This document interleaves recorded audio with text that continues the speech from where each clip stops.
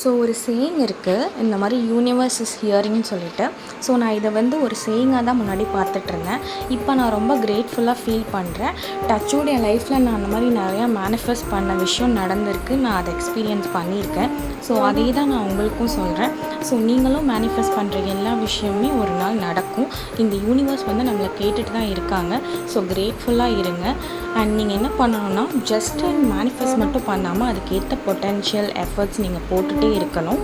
So கண்டிப்பாக ஒரு நாள் நீங்கள் அந்த டெஸ்டினேஷனுக்கு போவீங்க. அப்போது நீங்களும் இந்த சேயிங்ஸை எல்லாருக்கிட்டையும் சொல்லி பிலீவ் பண்ணுவீங்க. ஏன்னா அது உங்களுக்கு எக்ஸ்பீரியன்ஸ் பண்ணால் கண்டிப்பாக புரியும். ஸோ நேற்று கூட நான் என் ஹஸ்பண்ட் கிட்டே என்ன சொல்லிட்டு இருந்தேன்னா, பாருங்கள் நான் 10K ஃபாலோவர்ஸ் சீக்கிரமாக கொண்டு வந்துடுவேன் என் சேனலுக்குன்னு சொல்லி மேனிஃபெஸ்ட் பண்ணிகிட்டு இருந்தேன்.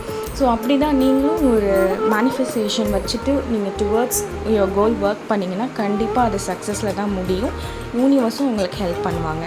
ஸோ இதை சொல்லணும்னு நினச்சேன். Good night guys, see you tomorrow.